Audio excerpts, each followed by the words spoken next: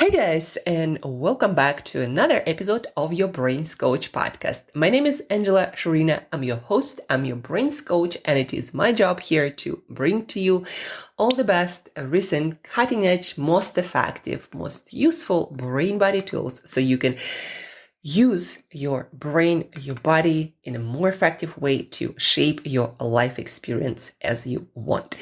That's what we are all about here. Recently, folks, I've been thinking a lot about systems. Yesterday, we had an event with Mike Jones. He is a founder, ex-military, spent quite a lot of time in the monasteries of Thailand and also, as I remember, Tibet. And Mike is a founder of Better Happy Company that helps companies create happier, more engaged, healthier employees and teams to deliver their best work. And what I love about Mike's work and what we have in common, and what I believe any educator, teacher, thought leader, anyone who you learn from have in common, what I love about Mike's work and my work also is systematic approach to things. And I never actually thought about that. But when I look at the areas of my life where I excel, where I have great results, that is health and fitness and productivity and relationships and my work, career path, where I have success, I always have some systems that I implement consistently. And by systems, I mean habits and actions done consistently on a regular basis. And then I track the results, I track the progress, and then I repeat it over and over and over again. Systems that are flexible, meaning I can change them depending on how my life changes. Simple, meaning I can implement them no matter what happens in my life, no matter how much time I have. And then effective, of course, they produce the results that I want in different areas of my life, like let's say health and fitness. For a lot of people, where I notice from my clients, a lot of them make mistakes at the beginning is that they just don't have the simple, flexible, effective, simple enough systems to maintain for life. And then they just jump from one program to the other that is unsustainable. They don't really understand that well. It's not that flexible. And at the end of the day, it becomes not that effective because they can't do it consistently. So what I learned is our success in life. And by success, I mean progressing towards our goals, the outcomes, the growth that we envision. So success in any area of our life depends on those systems. And if somebody has more success in business, in their finances, in their relationships, in their health and fitness, if somebody has more success there, almost guaranteed they have better systems that they use on a regular basis that brings them success. And the beauty of a human being is that we can look at those people and figure out how to learn from that through books, through their content. You know, we are so blessed actually with social media where people share so much. So we can learn from them. We can work with them. We can very often sign up for courses or coaching that they offer. We can learn from them, model that, test it, and develop also effective systems in the same area and succeed that way. In fact, all progress, all success in your life, and again, this is my belief, and folks, just think about your life. Where do you have success? Where are you proud of the areas of your life? And think about, what do you do there? You probably have a system of actions that is flexible, simple, that is effective, that you maintain for a long period of time. And that's probably what also people can compliment you on. Like, how did you do that? But for you, it's simple because you have this system that you might not even be aware of. But again, what we talked about a lot yesterday with Mike Jones, we had an event on LinkedIn. By the way, stay tuned for these events. We're going to do more and more of them with guests. So during our conversation on LinkedIn Live, we talked about systems that we teach our clients and systems that we are working on ourselves to develop better results. For me and for Mike, it's business, it's financial freedom or financial abundance. But we do have really great systems that we give to our clients in health, in wellness, in engagement or purpose, right? When you feel like your life is meaningful. And I personally work in productivity and I have really great systems for effective work, for example, and we transfer these systems to our clients. That's how coaching, that's how consulting works. And we talked a lot about that yesterday with Mike, and the podcast with Mike I'm also going to release on Monday. Today, I wanted to share with you systems for health, happiness, and productivity that I personally assembled and transferred to a lot of my clients. Well, actually, happiness, I'm just going to share it with you here because it's quite a recent development where I became conscious of these happiness systems. But I'm going to transfer to you, share with you my systems for health. That is going to be the strongest one where I spend the majority of my time as a coach. So health, happiness, and productivity. Productivity is something that I've started working a couple of years ago with, and now I'm doing more and more workshops and classes being booked with different organizations of founders and entrepreneurs and startups. So that's what I'm actually developing and working on. But I already have really great effective systems based on science, systems that I use myself that help me to deliver a lot more work than compared to a lot of other people I know. And the systems for productivity that I teach clients I work with, founders, entrepreneurs, anyone who wants to upgrade their productivity. So without further ado, let's jump into practice. And I'm going to give you my systems for health, productivity, and happiness. Systems of actions that you can start using in your life to get consistent results that you want. Consistent and, what's even more important, sustainable. So health. I have a simple system that I start with all of my clients. And I already mentioned it, I believe. It's called 5 numbers, or sometimes I call it 5 magic numbers. So these are the numbers that if you hit, you're going to get a great base level of health. So if you do them every day, and they're very doable, very effective based on research, and they are foundational for your health, you do them and your health and fitness going to be that better than of 90% of the people out there. So the system for health, 5 magic numbers. I made a reel on Instagram about that and it got more views than usual. I'm actually thinking of, because of that, of creating more content on this 5 numbers framework. So what are 5 numbers that if you do them every day, and again, they are very flexible, you can do them in many different ways. If you do them every day, you're going to have a great base level of health and fitness. Obviously, if you want to get like 6-pack abs or build a lot of muscle, that's a little bit or a lot more specific. But for great base level of health and fitness, these are the things based on current research that you gotta do consistently in whichever shape they take. And I've been using them and teaching it to my clients for quite some time.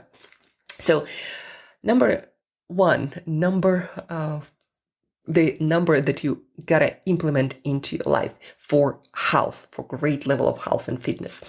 Water, 2 liters of water every day. Hydration. We already talked about this, health reset system. So now I'm just doing the recap. Re-listen to our previous episodes if you want more details. 5 numbers. First, water, 2 liters. 2 800 grams of fruit and vegetable. The number 800 grams is based on research, and that's how you hit the number of fiber, a lot of vitamins and minerals, different phytochemicals, different compounds that are found in plant-based foods, right? So 800 grams of fruit and vegetables. Understand what your protein number is. That is your body weight in kgs multiplied by 2, or your body weight in pounds multiplied by 1. So that's the amount of protein you need to consume every day in different foods. Animal-based foods are a lot better because their proteins are complete and of higher quality and density. Sleep, 7 to 9 hours. Sometimes 7, sometimes 8, sometimes 9 of the best possible quality and on a regular schedule. And steps, 8 to 10,000 steps every single day. So this is my 5-number framework for health. It's based on research. It's full, and therefore it's effective. It's proven on humans, in generations of humans.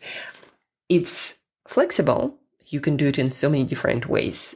You can drink your water in so many different ways, or consume your hydrating liquids, your fruit and vegetables. You can get in many different shapes and forms for breakfast, lunch, dinner, and snacks. Protein, so many foods to get that. Also, you can supplement on top of that. Sleep, well, a little bit less flexibility here, because the best kind of sleep is at night for a human being and on a regular schedule. And then steps you can do also in so many different ways. Park a little bit further, walk in the airport, have a walking desk if you can't really walk outside a lot and you need to be by your computer for long periods of time. Do walking meetings, learn while walking. So many things you can do while walking with current technology that allows you to make this habit very, very flexible. And guys, I hope you agree that these are also simple. Protein is a little bit complex in terms of once upon a time, or once in your life, you have to figure out your number, and you have to figure out what foods that you like, you can get it from. And also on top of that, most of my clients supplement, because to get your optimal protein amount isn't always easy to get it from food, depending on your size, your activity level, etc. But this is 5-number framework for optimal health and fitness for life.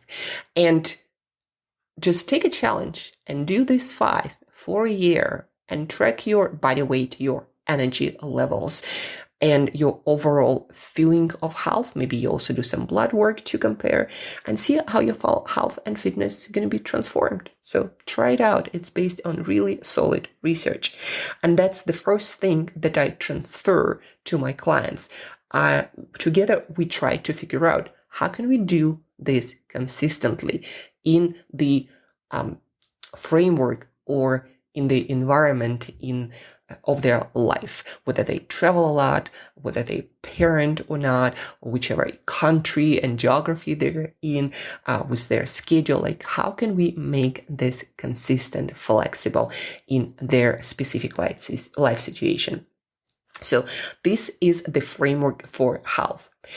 The next one is framework for happiness, that I guess I've been following for quite a while. Never taught it because I don't consider myself to be a happiness coach. But this framework I developed, yes, by experimenting a lot in my life and then journaling about that and noticing what makes me feel happy and what makes it feel like it's a good day, no matter how hard and challenging things get. So it's my life's experience, but also reading a lot of books. Recently, a couple of books really made a huge difference and allowed me to think more systematically about my happiness. So the books I'm talking about are How to Build the Life You Want, the name is Build the Life You Want by Arthur Brooks. The book is also promoted by Oprah. It's really a great book. I listened to his interviews on Tim Ferriss' podcast and a couple of other podcasts. And I went through the book and I analyzed what I did and did a few adjustments to make sure that I can feel happy as many days in a row as possible. And then the second book where I encountered the term happiness islands, it's the 80-20 principle by Richard Koch, How to Achieve More with Less. So the book has this framework of achievement islands and happiness islands. Basically, 20% of things, small portion of things that gives us the most happiness or achievement. And in the book, the author, Richard Koch, has this beautiful system or a checklist of items that if we check them off, if we do them every single day, then there is a high probability, based on research, human data, all these books written about culture, there is high probability that we're gonna feel happy, fulfilled, and like we had a good day. So based on these books and other resources that I analyzed recently, I compiled my list, my framework for happiness that I'm going to share with you right now. So what are 5, I call them buckets of things that I gotta put my energy and time into. Sometimes it's a lot, sometimes not a lot at all. Sometimes it's a 5-minute conversation with my parents, and you'll understand what I mean in a few minutes. So these are 5 categories of things that when I do them every day, I have a very high probability of feeling happy. And again, based on quite a few books on human data. So try it out. Try this framework as well and see how your day's gonna go. So bucket or category number 1, looking after my physical self. For me, it means a few things: exercising, eating well, sleeping well, getting sunshine, right? All this, the things that we talked about in health framework. So category number 1, looking after my physical self. Category number 2, or bucket number 2, contribute, serve, help other people in some way, being useful, not because of my work, but because I'm in the world and we're here in it together. So I'm looking always for opportunity. How can I help another human being on their journey? So contribution, serving the world. And again, it doesn't have to be a huge thing. You can open the door for someone. You can help with groceries, or just dedicate a little bit of your time to helping this person make progress or make the task that they're working on easier, right? So contribution and serving others. Bucket number 3, do meaningful work. And that also / creation. So for me, that's creating content. For me, that's work with my clients, working on projects related to moving my purpose, my mission forward. So that is what I mean by do meaningful work, create. It's using your ability or your call to be a creator in this life, in this world. So if you do something where you create, where you do the work that gives you the feeling of purpose, of meaning, that's going to contribute to your happiness a lot. And actually, at the event yesterday with Mike Jones, we talked a lot about how meaningful work is one of the core aspects of being happy.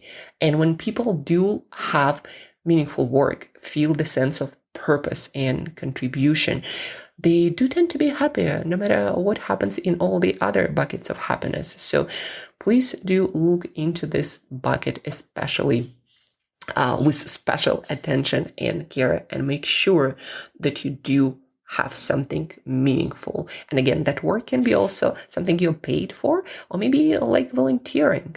But do something that is meaningful, that is purposeful. And if it also contributes and serves other people, that's just a huge bonus. Bucket number 4, connection with like-minded people, connection with your family, connection with your friends. In some combination, I do this every single day, whether it's a call to my parents, it's a call to my sister, it's chatting with a couple of entrepreneur friends of mine, hopefully in real life. Like yesterday, we went and hiked a mountain, Lion's Hat. So that was quite an adventure, but also a connection with like-minded people. And then I chatted with my parents. So connection with like-minded people, connection with family, with friends. We humans are social creatures, and it's very, very important for us to connect. So bucket number 4, connection with other people. And then bucket number 5, that we are all driven towards, is learning and growing and improving and progressing. It's very, very important for human being, for whichever reason, to get better, to learn new things, to have a feeling of progress, for have a feeling of improvement, of forward momentum. And when we miss that in our life starts feeling boring, meaningless, kind of the same color, black and white, and we might even feel stuck. The beauty of this framework for happiness, that all of these things can be really small and you don't have to do a lot of them. When I talk about learning or growing, you can just read a few pages of book that makes you think differently. When I talk about connecting with other people, it might be just connecting with those few people through chats, maybe voice messages that really mean a lot in your life, right? That bring the depths into your life, that makes your heart feel something. When we're talking about do meaningful work, you might create a piece of content that where you really put your soul into. You might deliver more quality into at your workplace and try to really understand your clients, your customers, your team, your co-workers. Like how can you be of use, and how can you contribute the most? How can you be the most useful and make a difference in their day? And it can be one tiny thing, but the people will be grateful to you for, but it will transform your day. And then contributing, serving, like how can you leave this world a little bit better because you spent time in it today, right? So contribution, serving, again, doesn't have to be huge. It can be something very, very small. And then physical self. Use the 5-number framework that you heard before, our happiness framework. And trust me, you're going to feel a lot better probably than 95% of the people when you do this consistently. And when you combine all of this in small and flexible and simple ways, when you combine these 5 buckets in your day consistently, you'll be surprised how much better you can feel and happier even when things don't go as well. Maybe your business doesn't grow like I'm going through this right now. Well, now it starts moving, but have been in a slump, so to speak, for quite a while. Even when things don't go your way and they are challenging and life might throw at you quite a few curveballs, you'll still feel quite good. And that was a surprising thing for me to understand it, to discover that I can still feel happy even when there are a lot of challenges and stressors, as long as I put energy and time into these buckets or categories of happiness. So to recap, take care of your physical self, contribute and serve the world, create and do meaningful work, connect with like-minded people, peers, family, friends, and learn, grow, improve. So that's my framework for happiness. That again, it's not just coming from my experience, it's coming from experience of a lot of people that I got familiar with through books and podcasts and interactions with different thought leaders who are much smarter, more experienced than me in the area. So framework for happiness. Try it out and let me know how it worked for you. Even for a couple of days, try it out.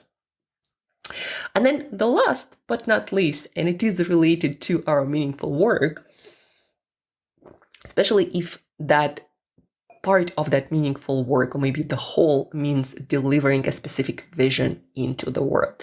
So the last framework is for productivity, how to deliver work in an effective way so you create the results you envision. That's what productivity is for me. It's not doing more than others or creating a specific number of units of work. It's not about that. Productivity is being effective in the hours and with activities that you choose to do instead of feeling like you're just wasting your time. Right? So my framework for productivity comes from a lot of neuroscience research, a lot of research on our brain body biology. Okay, how do humans perform the best, right? Obviously things like sleeping well and light and noise environment really matter. But today I want to give you a more high level framework for productivity, because in order to cover productivity 100%, it's probably going to take quite a few podcasts. And that's why also when I coach people, we spend quite a lot of times on productivity, because there are many facets of it that we need to touch upon to make sure that you are as effective as it possibly can be in the hours you choose to work or develop your craft in any way. So productivity, my 4-step, let me actually count. Priorities 1, 2, 3, 4, 5. Well, 5, 4 or 5, depending. That's why I hesitated. 4 or 5, depending how you look at it. So my framework for productivity, how to be as effective as you possibly can be in the hours you choose to work, based on current neuroscience, productivity, psychology research, based on the best practices from some of the iconic entrepreneurs like Alex Hormozi or Tim Ferriss, people who truly achieved a lot more than an average person, or that was expected from them in quite a short period of time, relatively, of course. So productivity, number one, you got to start with your priorities. You cannot do everything. You can achieve a lot of things in life, but definitely not at the same time, and definitely not all of them. And definitely, if you want to be good and great at something, you cannot choose a lot of those things. You cannot just put your energy and time into all the different small buckets and expect to be as great as somebody who dedicates majority of their time to this one thing. So priorities, the more you prioritize, the more you learn how to say yes and no to certain things, the more effective you're going to be with your work. So first, priorities. In order to be effective and productive, you got to figure out what is or what are a couple of most important things in my life that I want to focus more on, that I want to dedicate more of my life to. And that priority list comes from your why, or the reason, the meaning that's important for you at this life stage. So if your biggest why right now, why you wake up in the morning, is developing a vision, your work might be priority, then from there, the projects that you're going to prioritize going to be around your work and around your calling. Now, if you have also family or relationships as your priority, you look at it and like, I need to work on that, it has to improve, then you might also have a couple of projects. One, probably if you have priorities in different areas of your life. So you got to have some projects that you can take action on, measure, and improve in that area of your life as well. But now, as we're talking about work and productivity, just realize, folks, you cannot have a lot of priorities, and the priorities have to come from your why, from the meaning that you have for your life at this stage. Like, what is the most important thing and why is that? And from there, build a list of 1 to 3 items. That's what's recommended by best productivity experts. Build a set of 1 to 3 items that's going to be your priority for whichever period of time. So priorities. The second aspect of productivity framework is, okay, now you have your priorities, you have your projects, but now you have to actually do the work and be effective at it. So the second step of productivity framework is being able to do work effectively. And that means to be able to focus, to be able to eliminate distractions, to be able to almost drop into your deep focused state for your deep work and then start delivering your genius into this world. So effective work also is about learning from the experience of work, is about improving. Effective work is also about going through the moments of feeling stuck and not making a ton of progress, or going through challenges and figuring out how to navigate them. Effective work is also about speed of execution that can be adjusted when you work on your focus, when you work on your environment, when you work on your health, your energy levels, when you work on questions like, what is the 20% that delivers 80% of results in my life? Asking those questions. Also, batching the same things together. It's been shown that when we people do the same task or the same kind of task for a longer period of time, our brain gets optimized and we deliver better results faster, more effectively. We get better ideas doing this work. So the batching aspect of it. Then delegation and asking other people to help, giving you guidance and answers instead of just trying to do it all by yourself and perhaps reinventing the wheel often. So getting other people involved, delegating, hiring people if this is a possibility and somebody can do your work better than you, then delegating also is a great way to make your work more effective.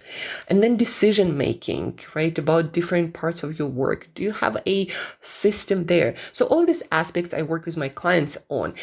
But it all goes to this idea of being effective while working. And if there is an ineffective system and you know that, then work on that. Work on improving it. And there are many more systems than I even talked about here to do that, to make your work more effective. So if you have questions about that, please reach out, Angela at brainbreakthroughcoach.com, and I'll walk you through the process, or at least the aspects of your work that you can look into to make your work more effective, to deliver more units of meaningful, good quality or great quality work in a shorter period of time, right? So back to productivity framework. So the first, your priorities, what you work on. The second, effective work, how you work on things. The third one is measuring progress. Now, your work usually has a reason, usually has an outcome. So when you do your effective work, how do you contribute to that progress, to that vision? Are you moving closer? Are you getting better? Are you learning? Are you growing that vision in some way? In order for you to be productive and really effective, you have to have this system of indicators that will tell you that you are improving, moving forward, learning, growing in some way. If you have none of that, then how do you know if you are productive, if you are finished or getting closer to the finish line? Productivity has this aspect of moving towards something, moving towards an outcome. So in order to know when you are moving towards that outcome, you got to have a measure to tell you that. Like obviously, if we talk about weight loss or even fitness, we have quite a few indicators that we can measure, from your weight to your body weight to your reps in fitness. But when it comes to your productivity in more cognitive pursuits, you gotta very often create those indicators for yourself. If you want to write better, what does it actually mean? How would you know if you write better? If you want to create better content, let's say video or audio content like this podcast, how do you know if you get better, like the amount of people who watch or listen to your content, or perhaps the opportunities that you start getting. Like, how do you know if you are getting better, getting closer to the outcome, to the desired goal and vision of your productive efforts? So that's a very, very, very important factor of productivity framework that actually not a lot of people before coaching or before they read productivity books or work, like decide to work on their productivity, not a lot of people spend time figuring out, like, what does it mean for me to get better as a speaker, as a coach, as an entrepreneur, as a business owner? It might be revenue, but in business, revenue doesn't always grow, even though your business might serve better people or more people or in a better way. So spend time here if you truly want to be productive, figuring out what will tell me that I'm actually progressing and moving forward toward a meaningful outcome, right? So that's the third productivity aspect. Number one, again, priorities. Understand what it is the most, or a couple of, or three most important things I'm going to work on. Effective work, how I'm going to work on these things so I deliver maximum results in the chosen unit of time. And then progress, how would I know if I get closer towards my goals? Do you have trackers, different indicators that measure your progress? And then recovery, in order to be productive consistently and sustainably. And that is especially hard one for people like myself who want to be productive, who want to do more, who might feel like resting is a waste of time. Definitely a lot of entrepreneurs and business owners tend to underestimate the positive effect on the quality of work, quality of results of recovery, and doing things like taking breaks, scheduling your work in 90-minute cycles or so, and then having breaks, and then doing that work in specific times so it's easier for your brain to do that work. Breaks, having enough sleep, taking some time off during the week and during the months, but especially daily, taking breaks, going for walks, having disconnected time, sometimes taking naps, sometimes a break can be just having your lunch or dinner without any emails, interruptions, without social media, just letting your brain to rest and recover some of those resources that are needed for focused attention, for focused work. These are very demanding states, and your brain needs to create and use a lot of resources for you to be able to do cognitively demanding work. And you need to restore, recover, recharge those resources by taking breaks, not by caffeinating yourself or pushing yourself to work for 18 hours a day and then barely sleeping and repeating the cycle. That's actually the recipe for burnout.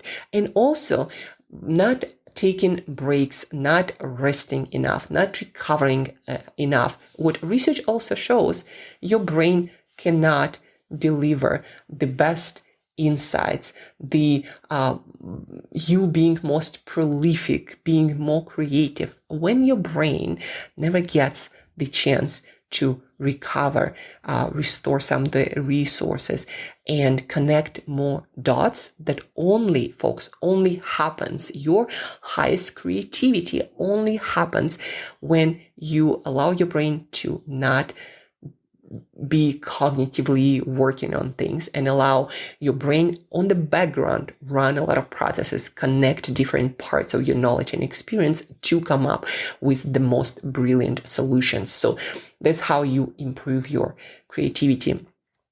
All that to say that recovery is necessary if you want to be sustainably productive and effective at a higher level. And that's about it. Rinse, repeat, and stay productive. So let's repeat. Productivity framework. you gotta have your priorities. You gotta know what to focus on and dedicate your most prolific hours to. You gotta, when you work, you gotta know how to work to be the most effective. Then you gotta measure progress in some ways to make sure that you're actually moving towards a productive outcome. Then you gotta recover to be able to sustainably deliver your best work. And then rinse, repeat, and get at it again. And that's it, folks. 3 frameworks for health, happiness, and productivity. I know, folks, they are very high level, so each of them contains multitudes of other things. But now you understand what system thinking is all about, or framework thinking, and how most people achieve success in certain areas better and faster than a lot of other people.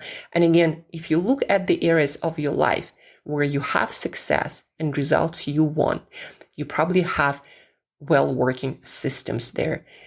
Action steps that you take regularly that bring to you this result. And they're usually flexible, effective, and simple. And then when you look at your other areas where you might be lagging with progress or you might be stuck, you probably don't have great systems there. And the best way to get better systems for that lagging area of your life, like for me, business development, is to look at other people who succeed, who do the closest, the most similar to your work. Look at other people and model them in whichever way is possible for you. Read their books, watch their content, work directly with them through coaching and consulting, like you can work with me on your productivity and health. And then test it out, experiment, and until you start getting the results that you want, and you feel like, yeah, this system is flexible, sustainable, simple, effective, and it's giving me the results I want, I'm keeping that. And then you have your own framework for achieving success in this area. So success isn't that complex. It's just very often finding that success system for the area might take some time. But again, it can be sped up when you learn from people who are similar to you in the best way possible. And that's how a lot of people accelerate their success. They learn from people who are advanced in that area when it comes to success. They learn from them, they work from them, and then they have very similar systems of success in that area, and that's how they progress. That's about it, folks. Thank you so much for tuning in. Thank you for listening. I hope you found these frameworks to be very useful and it changed your thinking about your success. If you find these episodes useful and interesting and expanding, enhancing your life in some way, please do share this episode with more people so together we can improve the world and lives of other people in a more profound way. That being said, folks, I hope you have a great weekend, refresh, restart to be the most productive the upcoming week. And I'll talk to you very soon. On Monday, you're going to hear from me and Mike Jones, the founder of Better Happy. Stay tuned, share this podcast episode, and we'll talk very soon.